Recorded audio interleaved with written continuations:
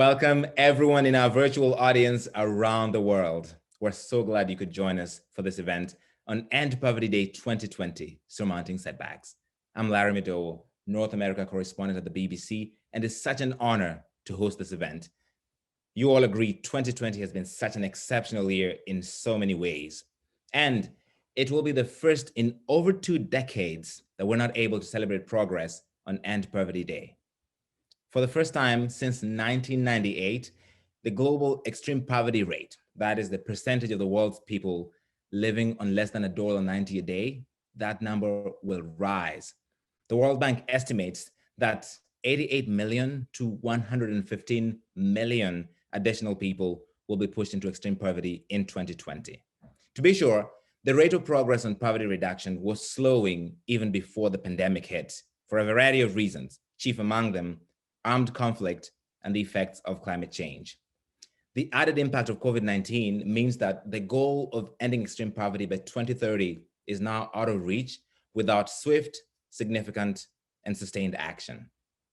So this is a moment to learn about the increased poverty risks, to focus on supporting a resilient recovery. And we have such a stellar lineup of guests from all over the world who can help us understand the challenges and the solutions. But before I introduce our guests, let me remind you of the ways you can take part in this special event. We are streaming in English, French, Spanish, and Arabic on World Bank Live, where experts are taking your questions right now. Also, stay tuned for a special End Poverty Day quiz.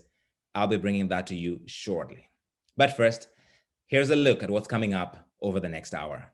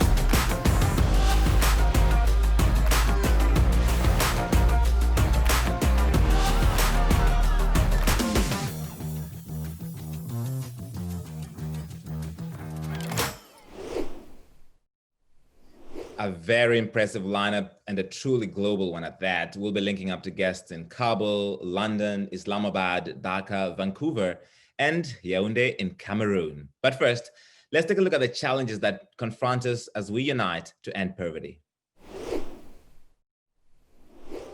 We all hope for a better future, that our children will be safer, healthier, more prosperous than the generation before. We expect progress. But we face an unprecedented challenge.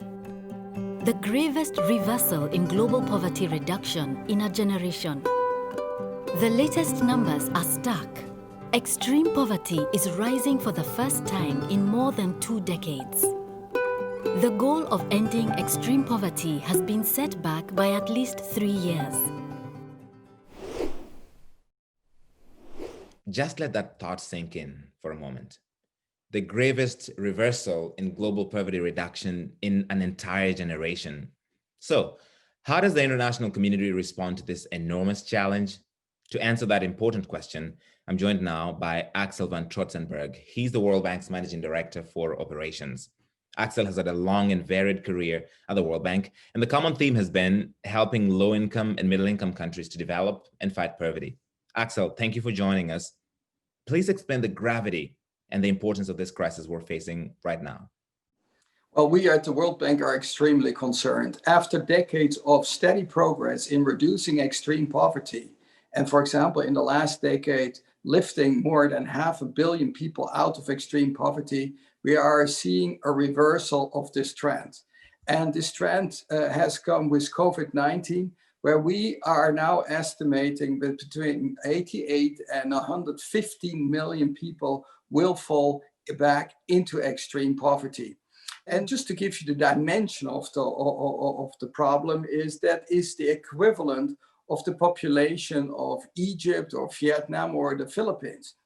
So clearly we are very, very concerned, because what this means is that kids will not go to school. We will have higher mortality rates. We have less clean water. We have higher malnutrition rates. So we are seeing this in concrete indicators in health and education. And that is dramatic. That's our concern. And we should care about this. So this dramatic reversal that you talk about, is that all due to the COVID-19 pandemic? No, absolutely not. But it is certainly reinforcing the problem. This is of such global magnitude, COVID-19, that we are seeing this trend. But clearly there are other factors at play as well. Two are very, very prominent, is conflict as well as climate change. State conflict, unfortunately, about 40% of the extreme poor are today living in conflict-affected countries. And this trend is going to increase. Also, climate change is having a massive impact also on extreme poverty, particularly in the poorest countries. Unless we do something about this, we also estimate that climate change will contribute further to extreme poverty, and between 68 and maybe 130 million people could fall into extreme poverty as a result of the effects of climate change.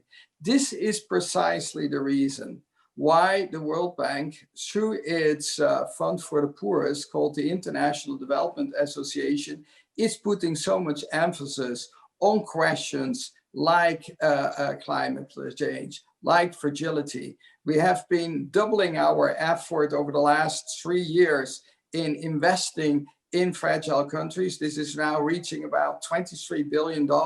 In the next 3 years, we will see a further increase. Also on climate change, we are aggressively working with countries around the world to see how we can mitigate climate change as well as to adapt to climate change. So this is a huge agenda, and we have to take action. You already talked about this a little, but could you just go into a bit more detail about what can be done, because you created quite a grim picture, and what the World Bank is already doing? Well, there are clearly two sets of actions. These are the shorter term actions as well as the longer term action. When COVID-19 exploded on the world earlier this year, we made an announcement that we would like to invest in countries in the order of $160 billion between April of this year and June next year. We are well on track. We have committed well over $43 billion to date. But here is first, the thing is about health, saving lives. In this context, we had a program launched earlier this year, helping countries. Right now, about 111 countries are benefiting from from a package from the World Bank Group in the order of $14 billion. And now we have announced the next stage is namely to help countries finance vaccines. And this is a $12 billion initiative that has been presented to our board. And we would like to help here clearly countries to combat COVID with this package. But that is not enough. We have to do more on social protection. We have to do more on the jobs agenda, and ultimately keeping the long-term agenda. This is what we are trying to do with a fairly ambitious package, particularly for the poorest countries that are benefiting from our resources for the poorest. And what we are expecting in these 15 months, that the poorest countries will be able to receive in the order of $50 to $60 billion of support. What concerns us for the longer term is that we need to reverse this negative trend of increased poverty, and also to get back on track with regard to the Sustainable Development Goals. And that will require action by the international community, be it on the multilateral side, bilateral side, but also on the national side. And what we are making the case for is we can, in times of crisis, not leave countries that are among the poorest out of our concerns. There is a question of international solidarity, but it is also smart investment to help these countries back on track. That is what we are advocating, that's what we're doing every single day, and what we need to continue to do so. All right, Axel, thank you so much for describing the situation and what needs to be done. Thank you.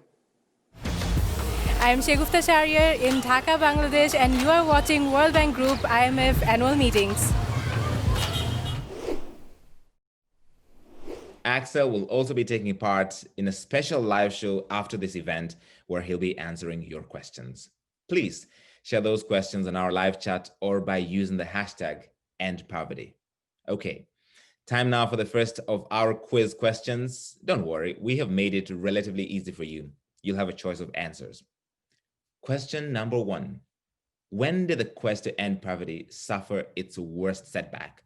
Was it A, 2020, B, 1998, or C, 2008?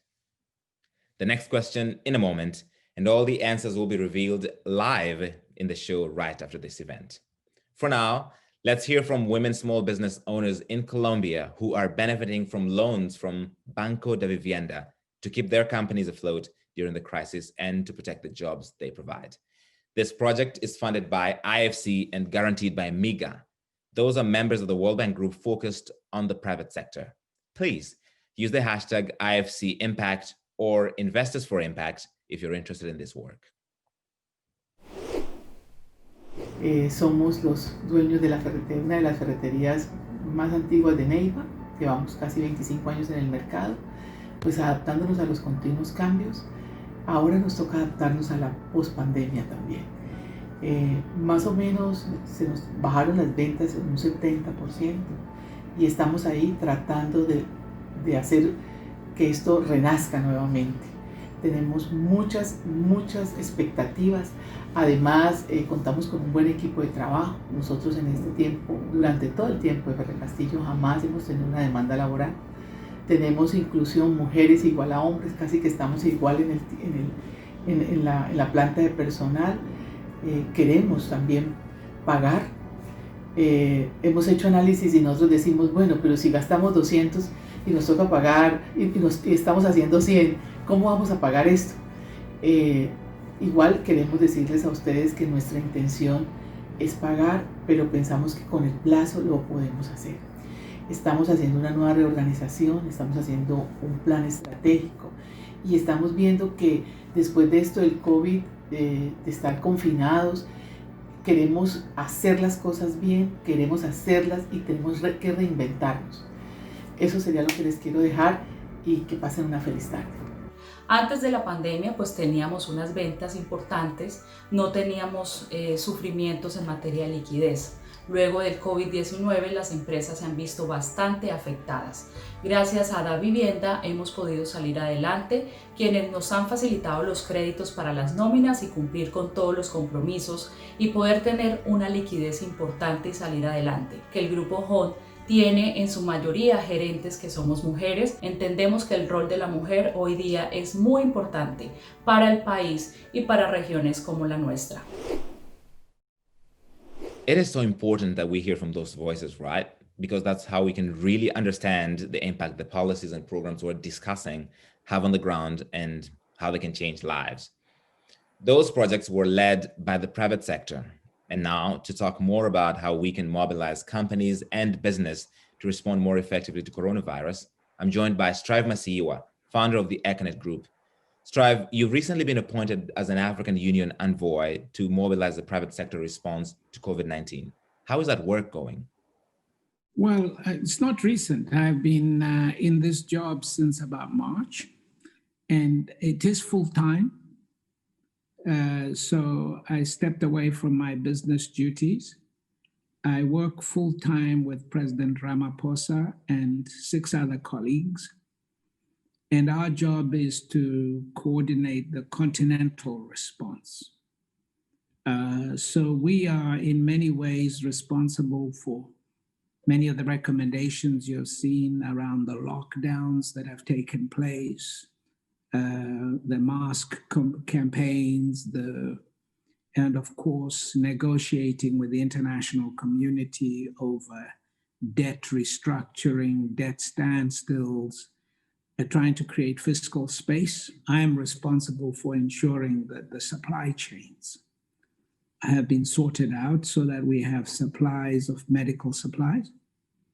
We've done well in that respect, in a difficult situation. Africa's response is probably one of the best in the world in terms of containing the mortality. But it's a work in progress.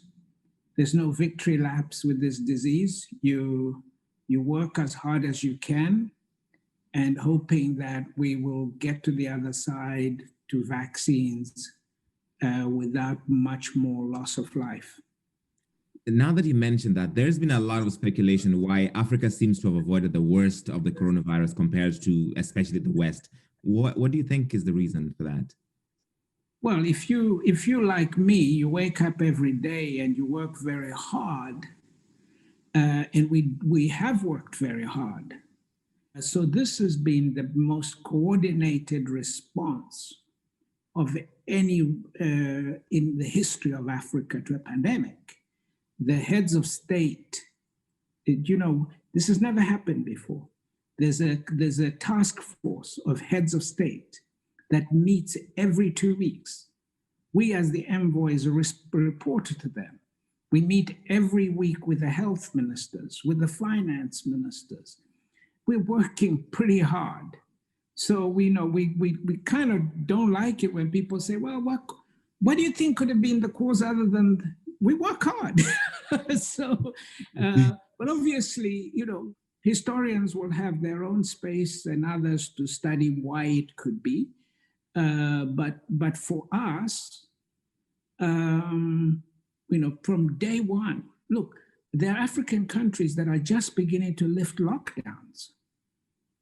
We paid a high price, but we knew that if we don't move to contain it, we didn't have the health facilities and infrastructure to respond. So look, but there are the factors that others can look into. So what is the role that the private sector should play in managing acute crisis like COVID-19, and then in tackling longer term obstacles to poverty reduction, such as climate change and conflict? So you've got to look at it, the multiple questions in what you're asking. Yeah. So if we're looking at the pandemic straight up, okay, you've got a crisis on. So the first thing you do is obviously you protect your people, you protect your employees, you ensure that they are able to respond and to protect their own families and their communities. So that's the first message we got through to the private sector. Secondly, depending on the sector that you're in, because some sectors, if you were in tourism, for example, or hospitality, obviously there's very little you can do. But there's always something you can do. You can help in campaigns around getting people to wear masks, supplying people with masks. So there were a lot of simple things that we got the private sector to engage in. I, for instance, have a group of the private sector that meets, it's almost 200 strong from every single country. We meet every week. And that has banks, it has pharmaceutical companies, it has telecoms companies. So we encourage them to work together, to reach out within their sector and to discuss things they can do that are short-term, that are medium-term, and that are long-term. Africa is key in the struggle to reduce poverty and ultimately to end it. And you're a big champion for entrepreneurship on the continent. You support young people who want to get into entrepreneurship. What is the role of young African entrepreneurs in ending poverty on the continent?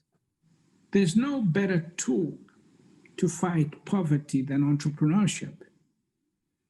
When young people are supported to set up businesses, they can create jobs, they can create wealth, and that's how you fight poverty. It's ground zero in fighting poverty. I have dedicated many years of my life in promoting young entrepreneurs to follow the path that I took as a young man myself when I was only 26, when I started my business, to say you can go out, you can do it, and we've got to give them the tools so that they can innovate, create products and services that can in future become big companies that help us to deal with poverty. All right, so globally, more than half of the extreme poor are under the age of 15. What do you think, because you talked about innovation, how can emerging technologies and innovation help create quality education and opportunities for all these young people, especially as they come of age? Well, look, the most important thing we must always do is to provide education, because education is ground zero in anything that you can try to do. We want to create formal education opportunities. There's no avoiding that. We have to create formal education opportunities and to remind people that education doesn't stop. Even if you didn't go to school, you can still learn at 25. You can learn at 35, 45, 50.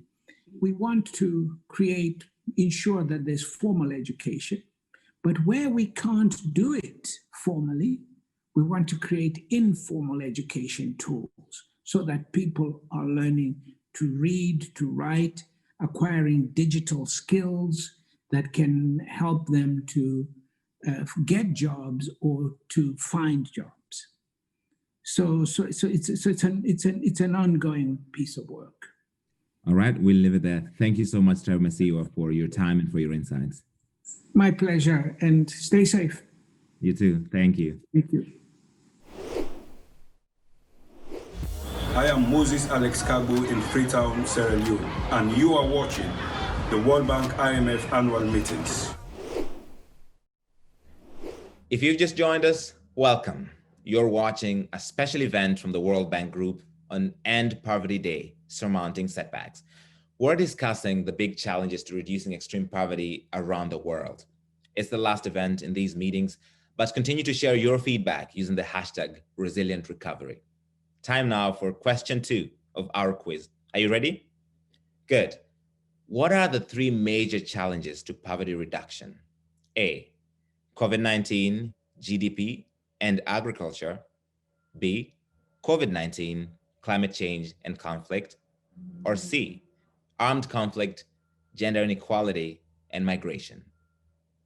There are still 2 more questions to come, and my co-host Paul Blake will be revealing all the answers right after this event. You may have also noticed that we're running a live poll, and you can cast your vote right now at World Bank Live. You will hear lots of guests today talking about the importance of youth, how by tackling extreme poverty, we can provide opportunities for young people. And for many, COVID-19 has had a devastating impact on education, employment, and mental health. As part of a special project, Youth on COVID, the World Bank Group has been hearing from young people around the world about their experiences, their fears, and their hopes.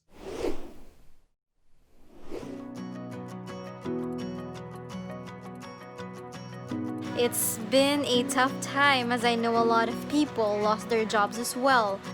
Past 5 months have been quite eye-opening for me in terms of reorganizing my life. In terms of the impact of coronavirus, it's had both a positive and a negative impact. COVID-19 has definitely had a huge impact on the Peruvian lifestyle. In my country, COVID-19 has affected how young people get jobs. 122 million people have lost their jobs in India. And it especially hit really hard to the laborers and small traders who accounted for 3/4 of this number. Personally, COVID had a huge effect on my mental well-being because the only connection we have with each other is through social media. But thank God this exists. Truth be told, we are the only ones that can rebuild Nigeria, and this time we'll rebuild Nigeria and we are going to build back better. And we'll be hearing more of these young voices throughout the course of this event. I'm just going to quickly mention another opportunity you have to engage. We're asking people to send us photos of what resilience means to them. Resilient recovery is the theme of these meetings. We're adding these pictures to a virtual mosaic. You can learn more on our website. So we've looked at the impact this pandemic is having on extreme poverty, but two other important factors driving an upward trend are conflict and climate change. To get back on track, we must tackle three urgent global challenges. The shockwaves from the coronavirus pandemic threaten to push up to 115 million additional people into extreme poverty. In just 10 years, the effects of climate change could increase global poverty by up to 132 million. By 2030, up to 2/3 of the extreme poor could be living in fragile or conflict-affected areas. These are two massive challenges that disproportionately impact the world's poor. Let's start by focusing on the issue of conflict. Here's one statistic to get you thinking. The World Bank Group estimates that by 2030, countries that are affected by conflict and fragility will be home to 2/3 of the world's poorest people. I'm joined now by two civil society activists who have a long experience in this field. Lemis Aliriani, who has a monitoring and evaluation unit of the Yemen Social Fund for Development, and Orzala Nemet, an Afghan scholar who leads the Afghanistan Research and Evaluation Unit. Thank you for both for being here. Lemis, let me start with you. We have seen that extreme poverty, the rate in Middle East and North Africa is doubling every 2 years, largely as a result of the wars in Yemen and Syria, and the number of the poor is growing. What can be done, do you think, to stem this tide? First of all, thank you for having me on. First and foremost, the war in Yemen has to stop in order to stem the tide of the growing poverty. But until then, the main action is to increase the support to social protection and economic recovery programs. 5 years of war has left 80% of the population at risk of hunger and diseases. A recent report from the UNDP projects that if the fight continues in Yemen through 2022, Yemen will become the poorest country in the world. Not only that, the war has cost Yemen 21 years of development gains. It has affected its social fabrics. It increases violence against women and children, and it displaced millions of people. So it's not only the extreme poverty that is being doubling, but also the human and social capital, because Yemenis needs food, access to basic services such as schooling, water and sanitation, healthcare, income in order to safeguard their fragile economy. So the public servant in Yemen has to be paid, their salaries has to be paid, some of whom they haven't been paid for 2 years. Also, the flow of remittances has to be secured, as many Yemenis rely on their relatives abroad. Social protection programs has to be increased, either direct cash transfer or cash for works, and as well as increased investment in economic opportunities and in promising sectors, and increase access to financial services. Yemen's also needs to link and coordinate the humanitarian action with development, so that to mitigate the impact of aid dependency and handout economy. Orzala, tell us about how the pandemic is affecting Afghanistan and how that intersects with the efforts to end conflict there and fight poverty? Thank you. In Afghanistan, I have to start with saying that the issue of poverty is one of the major challenges. It is to do with people affected by conflict that leads to migration and displacement. It's to do with people's access to basic services and people's access to jobs, and also it's to do with people's general livelihoods. There are significant increases in poverty every year, despite massive international assistance in Afghanistan throughout the years of recent phases of conflict, the last 2 decades. I think Afghanistan is on the top of the recipients of donor-funded assistance internationally. However, the issue of poverty has not been resolved. It has not been addressed in a systematic way, despite all these assistance and efforts. In my opinion, one way of looking at poverty is to really reconsider our means of distribution of resources. There are some good examples and models that have been successful in terms of ensuring that people across the country, across regions and localities receive those aids, but the issues require systematic and more long-term commitment to work at. So Lamis, your organization has played an important role in providing cash for work programs. You build classrooms and you provide microcredits to entrepreneurs. Talk about the role that organizations like the Social Fund for Development can do in fighting poverty, especially among women. Since the start of the war, SFD has focusing on delivering cash-based services, either through the cash for work or the cash for nutrition, as well as supporting and sustaining the SMEs. During the last 5 years, with support from donors, including the World Bank, SFD has reached more than 470,000 households with cash-based assistance. This is about 10% of the households in Yemen. Women are the primary beneficiaries in 100% of the household benefiting from the cash for nutrition. And in 42% of the households benefiting from the cash for works. So Social Fund is designing the cash for work programs, is designing components of works that it suits women physical capacities and mobility needs in order to increase their participation. And the evaluation had showed us that there is an increase of women participation. And this tells us that economic necessities override cultural norms that constrain women from working outside.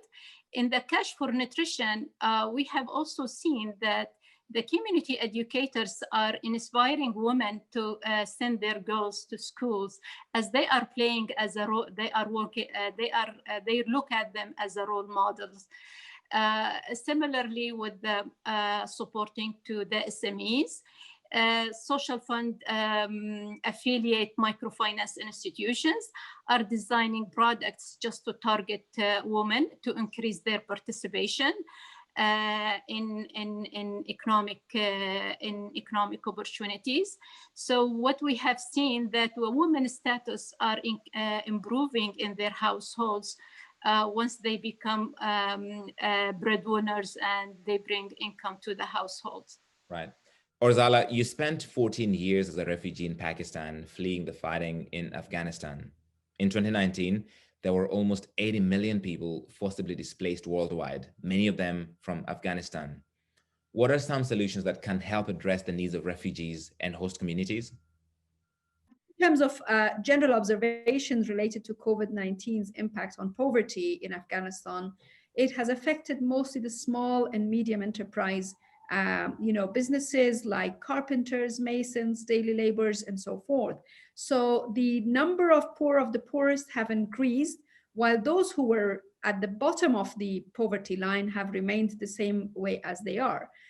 There are also, I think, global studies based on UNICEF data that talks about, in terms of children being affected by this. The UNICEF study in 70 countries globally is talking about 45% of children in these countries severely deprived of basic services. I think that requires a serious attention by international community, particularly member states, to reconsider those goals that are set, globally known social development, sustainable development goals, to be revisited and to really look into the new context of global pandemic and the ways it has affected particularly children, poor of the poorest, and small and medium enterprise businesses. These are really serious considerations that we expect to see made by international community, particularly the member states.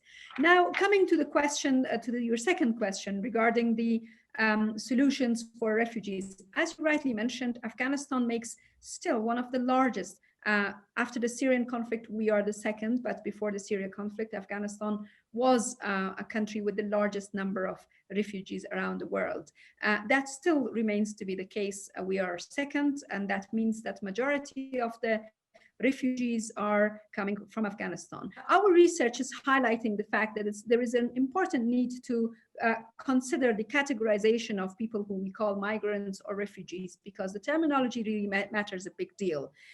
For example, from countries at war and conflict like Afghanistan, we are dealing with several aspects of migration issues, starting from dealing with refugees or those who are leaving due to war and violent conflict, to those who are internally displaced due to war, due to natural disasters, due to economic challenges in their localities. There are also issues of returnees. Believe it or not, but Afghanistan is having the largest number of returnees despite the ongoing conflict in the country after the Second World War, according to research and studies. Thank you to my guests, Orzala and Lemis. Let's hear now more from our youth on COVID.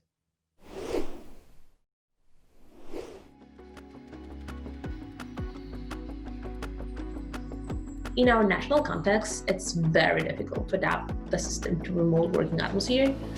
While I was fortunate enough to have a job and earn while at home, I knew the situation had not been same for my fellow citizens. Some young people are beginning to feel that they are not employable. Who would have thought we would be living in an era where we had to isolate ourselves from our friends and family to keep each other safe? I think it's revealed a lot of deficiencies in our public health and education system. I really want to see initiatives and projects related to helping indigenous people. They are extremely affected by the virus, and because of the remoteness of their communities, it's harder to provide them with the necessary tools to fight Corona. But I believe in the Filipinos. For every young person in Nigeria, my advice is we've been through a lot, we're thriving, we're growing, we're becoming stronger. I'm super proud of our frontliners. Kayo po ang bagong bayani ng ating bayan. Pag may chance tayo na matulungan ng kapwa natin, gawin natin. Laban!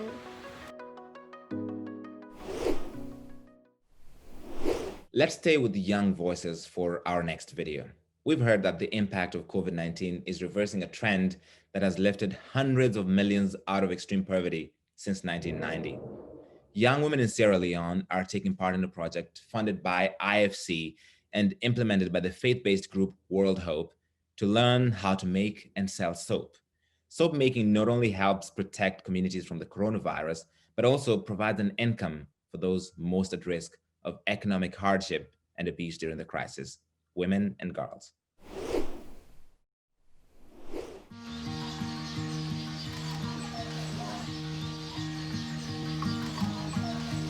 I'm named Baluto Kalapang, my village today.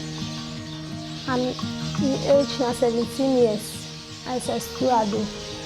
The village fine, they clean, we get pump, one pump, although it need for week, but we get pump, we get one primary school.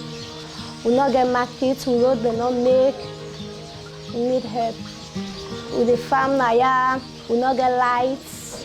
It's the make a happy. I guess person for supporting me with my education. I'm glad about this program very much because this program they make now, we're able to get money. The parents they're not able to get the money fast, they go to us.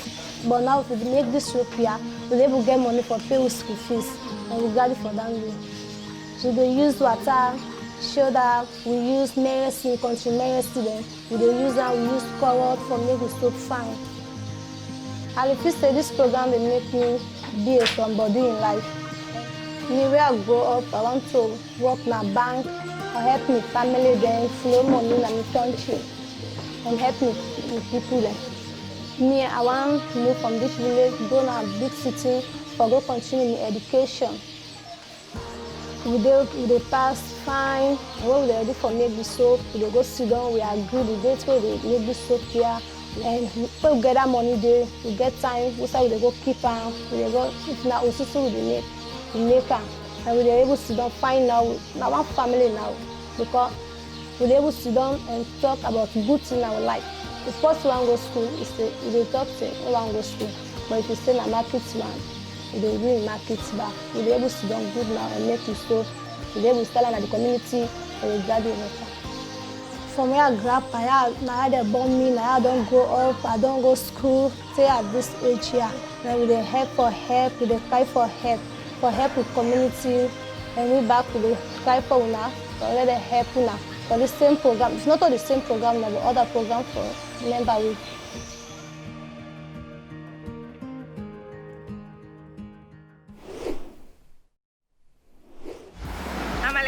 De La Paz in the Dominican Republic, and you're watching World Bank Group IMF annual meetings. If you've just tuned in, you're watching the End Poverty Day event of the World Bank Group annual meetings. I'm Larry Mido, and it is time for our third quiz in our End Poverty Day quiz. And the question is, how many people live below the $5.50 a day poverty line? Is it A, almost 2.7 billion people? B, about 570 million people, or C, almost 3.3 billion people? How are you doing with those questions, by the way? Listen, remember to join Paul Blake right after this event because he'll have all the answers and he'll be putting your questions live to Axel, as well as IFC Vice President Alfonso Garcia Mora. Okay, so keep those coming in using our live chat. And remember to use the hashtag #EndPoverty to share comments, as well as IFC Impact for thoughts around the role of the private sector in particular. We've heard how confronting conflict is so important in the fight to end poverty, right? Now, let's turn to the challenge of climate change. Another big statistic for you from the World Bank Group. Without urgent action, climate impacts could push an additional 132 million people into poverty by 2030. Yes, that's 132 million additional people. To discuss some ways we can take that urgent action and make an impact, I'm delighted to be joined from London by Sarah Collenbrander from the Overseas Development Institute. She's an environmental economist who helps policymakers develop climate-compatible development strategies. I'm also glad to have Salimul Huq of the International Center for Climate Change and Development. He's in Dhaka, Bangladesh, and has written about the interrelationships between climate mitigation and adaptation. Let me start with you, Sarah. The World Bank's recent poverty report maps out how the risk of catastrophic flooding overlaps with extreme poverty. What can countries do to protect people from these risks and develop in a more climate-compatible way? Thank you, Larry. The important thing to understand here is that there's not just a correlation between extreme poverty and catastrophic flooding. The two are inextricably linked. In urban areas, all households are competing for land that is well located for accessing jobs and services. Consequently, well-located land is expensive because demand drives up prices. Low-income households therefore have a choice. They can either choose to live further away on cheaper land, which will mean they spend a lot more time and money on transport, or they can live on land that's close to the city, but otherwise undesirable, perhaps on steep slopes or near landfill. When they build houses there using concrete and asphalt, that actually increases the runoff and consequently the extent of flooding. The result is that the poorest are left to live in areas that are most likely to flood, and by settling there, they actually increase the extent of that flooding. The other factor to bear in mind is that the poorest don't have access to the basic services and infrastructure that would reduce the extent or the impact of flooding. Stormwater drains, piped water, decent sanitation, weather-resistant roads. Because these households cannot afford formal housing, they settle informally. And then without a legal address, they're unable to connect to water and power utilities, to open a bank account, register to vote. By virtue of their poverty, these urban residents are systematically excluded from the political and the physical infrastructure that could reduce their flood risk. Women, migrants, and minorities are all especially likely to fall through the cracks. The challenge for countries facing catastrophic flooding is therefore how to tackle the fundamental drivers of vulnerability: inequality, exclusion, marginalization. Countries need to commit to meet the basic needs of everyone in the city, and particularly to give low-income and other marginalized groups a voice in policy and planning. This is key to tackling flood risk, as well as the suite of other climate hazards coming down the line. All right, so Salim, climate change is a threat for all countries, but it is especially grave for the world's poorest, particularly in sub-Saharan Africa and South Asia. What do you think their critical adaptation priorities should be to respond to this mounting risk? Thank you very much, Larry. So I work at the International Center for Climate Change and Development here in Dhaka, Bangladesh, at a university called the Independent University of Bangladesh, and also in the South Asia region. And I do a lot of work in the least developed countries in Africa, sub-Saharan Africa as well. And most of my work is working with the most vulnerable communities in those countries and finding ways in which we can support them to be able to cope with the impacts of climate change, which are now becoming more severe. And in fact, I would say as of this year, 2020, we are now already living in a climate changed world. This is not something that's going to happen. It's something that is happening. And together with the COVID-19 crisis, it's a double emergency for the poor communities. And as Sarah said, in the urban sectors, they are particularly the ones living in the slums, but there are huge numbers of them also living in rural areas who also need to be supported and enabled and supported to be able to adapt to the incoming threats of climate change, from floods to droughts to cyclones and hurricanes. And that's a lot of what I do, is working with communities to enable them to be able to be better prepared to the impacts of climate change. I'm sure both of you must be frustrated when you hear climate change deniers, and considering how grave this is. Real quick for both of you, Salim first. Sure. So I tell my friends in the US and other countries where they have a plethora of climate change deniers, send them to Bangladesh and I'll show them climate change, and they'll have to believe it. I think I have a similar strategy to Salim. You can probably tell from my accent that I'm Australian. And of course, Australia was absolutely devastated by catastrophic wildfires at the start of this year. I think that those in Australia might now choose to downplay the risk of climate change, but no one who saw those bushfires raging can still deny it. All right, Sarah. So what do you think are the most important steps countries now need to take so that we emerge from the COVID-19 crisis into a more climate smart and resilient recovery? Unfortunately, Larry, I think the first thing we need to do is recognize that it's going to be some time until we emerge from the COVID crisis, and that millions of people are sinking into poverty now. The World Bank's new report actually highlights that 100 million people will fall into extreme poverty this year as a result of the pandemic. So the question is, firstly, what can we do to protect those people from hunger, from eviction, from missing out on education? Protecting them today as the crisis persists will not only avoid an awful lot of unnecessary suffering, but also make it easier in the near future to deliver a climate smart and resilient recovery. Looking forward, the World Bank's report also underscores that these new poor are going to be more urban, as Salim said, better educated, and less likely to work in agriculture than those before the pandemic struck. While cities have been struck earlier and harder by COVID-19, cities are also going to be the engines of economic and human development going forward. Done right, the density and proximity of cities also offers a chance to deliver a high quality of life with a smaller environmental footprint. The most important thing for countries to do now then is to target their policies accordingly, based on who has suffered and where a recovery can happen fastest and strongest. 2 billion people live in informal settlements today, and cities in Asia and Africa are expected to swell by a further 2 billion people in the next 30 years. Our global challenge is to find ways to boost the living standards and resilience of these urban residents, and to do so in a way that is resource efficient. It's not a small challenge. It's going to require an integrated and a far-sighted approach to all manner of policies: social protection, infrastructure investment, urban planning, industrial strategy, and all of that with a close eye on carbon budgets and biodiversity conservation. But if we don't deliver inclusive and sustainable cities, we're going to fail on both poverty and on climate change. So that's where we need to drive forward our resilient recovery. Right. Salim, as you already mentioned, Bangladesh has been at the forefront of climate change impacts, everything from cyclones, high temperatures, floods. And in July this year, a quarter of the country was flooded. That's impacted millions of people. How does this affect efforts to reduce poverty? And are there any policies that you think can help communities address these challenges? Well, it's a huge challenge for a country like Bangladesh, one of the most vulnerable to the impacts of climate change. But we haven't been sitting idle. The country has developed a climate change strategy and action plan. Everybody from the Prime Minister down to the people on the street, all are familiar with climate change. They're all being better prepared. They're trying to build their resilience as we speak right now.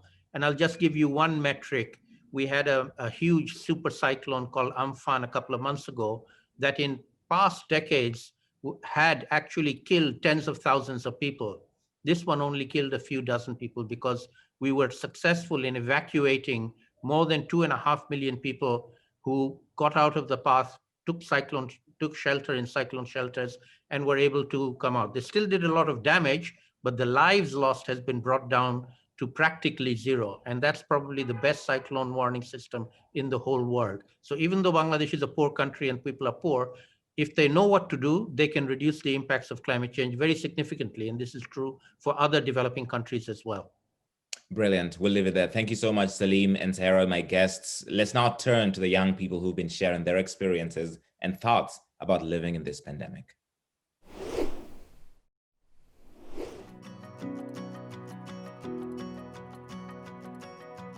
I think the best way for us to quickly recover from this would be to scale up our innovation, especially in our health and education. They will have to invest in infrastructure to ensure that these people have access to basic amenities. Job opportunities and online education or trainings, especially for low-income families. We're also investing, of course, giving young people the right skills. When it comes to education, I think we should start considering how to teach or instruct more in the local languages. To really cope up with this situation, I think our government needs to bring in schemes to help this more vulnerable sector who have lost their livelihoods. Loan opportunities for those who aspire to build a local business or even those businesses who were already affected by the pandemic. Ensuring that young people have access to loans for as many that are looking to start their businesses. Additional medical staff and support and supplies. And economic reforms to revive the industries to provide employment. A big thank you to all the young people who submitted those videos. We've heard some really inspiring thoughts and ideas there. So we've heard from developing countries, but the developed countries also have an important role to play. The United Kingdom was a founding member of the World Bank and remains an important and influential partner in global efforts to end poverty. Last month, Dominic Raab added development to his title, and he's now the United Kingdom's Secretary of State for Foreign, Commonwealth, and Development Affairs. We asked him what role developed countries should play in combating COVID-19, climate change, and conflict, and what actions they can take to help build a resilient recovery. This is what he said. I'm really grateful to be invited to speak to you all on End Poverty Day 2020, in what is clearly a pivotal year. We welcome the World Bank's recent Poverty and Shared Prosperity report and their continued prioritisation of eradicating extreme poverty. The world's made tremendous progress in our lifetime, with the global population living in extreme poverty falling from 1 in 3 in 1990 to less than 1 in 10 today. Tragically, the COVID-19 pandemic has taken the lives of over 1 million people. It's thrown our economies into recession. It's led to a rise in extreme poverty for the first time in over 2 decades. That's got to be a wake-up call for all of us. The pandemic adds to the challenges already facing the bottom billion. Conflict and climate change are pushing people further into crisis, and poverty is becoming more concentrated in sub-Saharan Africa and more fragile states, with new pockets of poverty emerging elsewhere as well. In the UK, we recognise our common collective interest in tackling these challenges. We've already allocated over 50% of our aid budget to fragile and conflict-affected states. We're investing heavily in global health and climate resilience and in the research and technology that underpins effective policy making. We support the efforts to improve health and education, particularly our campaign for girls' education. And we support countries as they integrate into the global economy so they can create jobs for their population, particularly young people. But there are limits to what we can achieve by states acting on their own individually. So the UK Foreign, Commonwealth and Development Office support a renewed and rejuvenated multilateralism.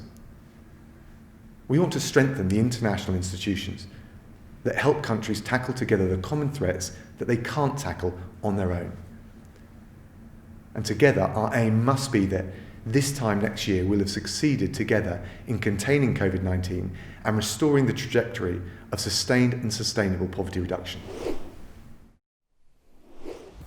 This is Vera Rosauer in Nairobi, Kenya, and you are watching the World Bank Group IMF annual meetings. It is finally time for our final question in our quiz. Are you excited? I am. And remember, the answers will be coming in our show at the end of this event. So, question number 4.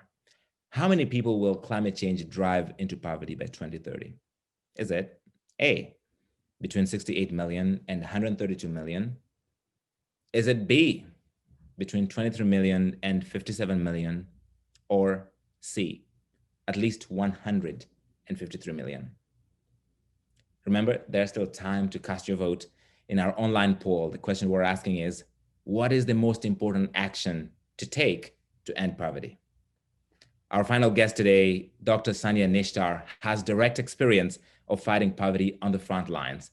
She is the Federal Minister for Poverty Alleviation and Social Safety in Pakistan and joins us from Islamabad. Dr. Nishtar, thank you for being here. You have worked for many years in the fields of poverty alleviation and public health. Please explain how these two intersect, particularly in the middle of this current COVID-19 pandemic. Well, poverty and public health are deeply and inextricably linked. And to begin with, we must appreciate that per capita income has one of the strongest association with health status achievement. The poor are also disproportionately exposed to a variety of risks when it comes to access to clean water or sanitation or the status of their dwellings or the environmental risks. They're disadvantaged on all these fronts. They also have poorer access to healthcare, both in geographic access terms and in financial access terms, and they're more likely to be pushed further into poverty and suffer catastrophic risks. But specifically in terms of COVID-19, we're clear that the poor are more exposed to the risk of the contagion because they live in overcrowded conditions, they have limited access to water for hand washing. They are also more likely to use public transport and be engaged in jobs that will not allow work from home. When it comes to the illness, they suffer from the direst consequences. And they also lack savings to cope with the loss of income. And in terms of the long-term consequences of COVID-19 pandemic, the poor people also suffer disproportionately. And just to give you an example, poor children are disadvantaged in terms of distant learning activities. They have less access to internet and television. And so the higher rate of dropout and longer-term consequences are quite inevitable. You recently launched the SARS program.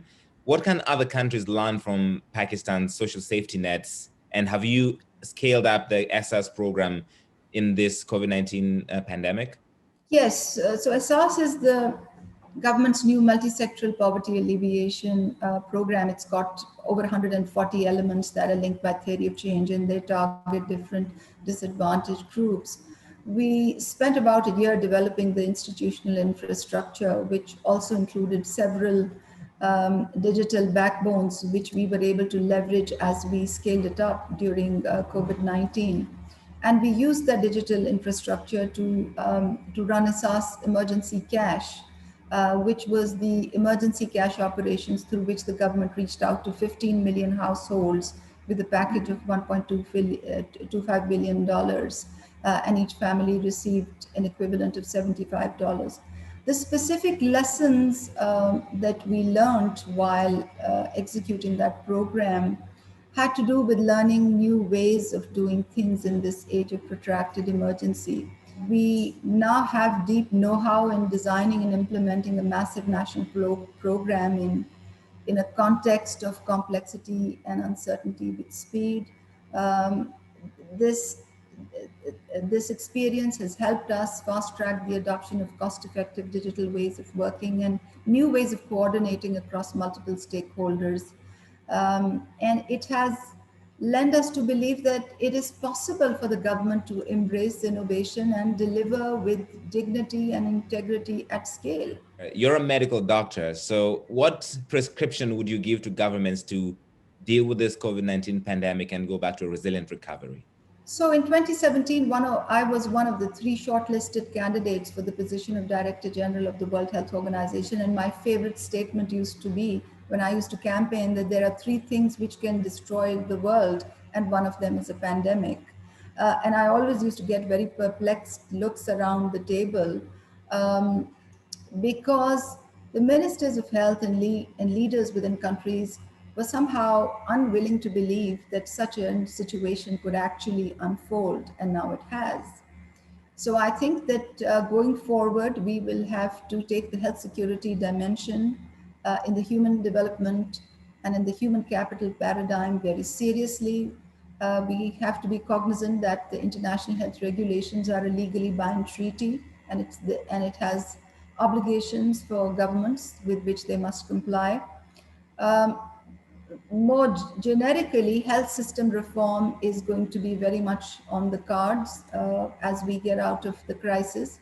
But we have to be cognizant that a lot of measures related to health systems reform are outside of the competence of the health system, and countries will have to rethink sustainability and welfare and the role of government within that framework.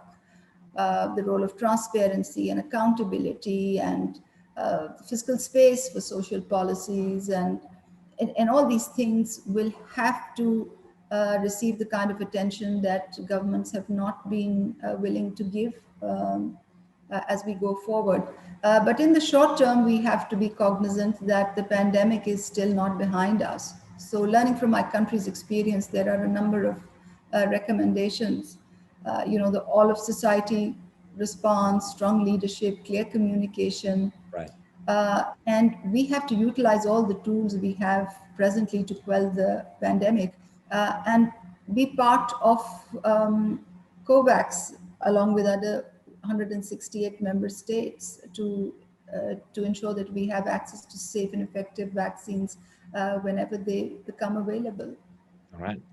Dr. Sanya Nishtar there, thank you. And that, by the way, brings us almost to the close of our event today on End Poverty Day 2020. A big thank you to all my guests who joined us from all around the globe and shared their thoughts on how to build a resilient recovery from the crisis we're in right now. Our final guest has a very special message. Ngwashe Christabel Afalung is an inspiring young doctor from Cameroon and an activist for women's health and strengthening community and preventive healthcare. As a medical doctor in Cameroon, I am still shaken by the tragedies I have witnessed, especially practicing in one of the conflict-affected regions. I am now seeing how the COVID-19 pandemic is upending lives. In my first year in medical practice, when the violent conflict just started in my country, I received a 34-year-old pregnant woman in my hospital. Her husband had carried her on his back and traveled miles because the local health centers were closed and there was no means of transportation as a result of the conflict. By the time they got to the hospital, the woman and her baby were dead. That was the first time I actually witnessed a man cry like a baby. Sadly, she's one of the thousands who have lost their lives in conflict. Millions of people in my country continue to struggle to overcome the shadows of conflict. And on top of that, coronavirus is destroying livelihoods. The poorest are affected the most because they are losing jobs and they have no access to quality healthcare. As a result of years of mismanagement and corruption, people have lost trust in the healthcare system. Healthcare professionals, like my colleagues and I, are continuously being attacked. there are lessons we can learn on how countries can better respond to pandemics like COVID-19 and conflict. We need to ensure that we don't repeat the same mistakes next time a pandemic strikes. We need to learn from this experience, tackle the foundational issues, and ensure that we build systems that are resilient enough to withstand these challenges. We need to prepare comprehensively and proactively. Let's act urgently and build for the future. Thank you. Thank you to Dr. Ngwashi for ending on such an inspiring note. I want to say a special thank you to you in the audience for listening, participating, and learning. It doesn't end here, of course. Stay tuned to hear your questions answered live and to find out how you did in our End Poverty Day quiz. I want to take you over now to Paul Blake, who is live in the atrium of the World Bank Group's headquarters in Washington, D.C.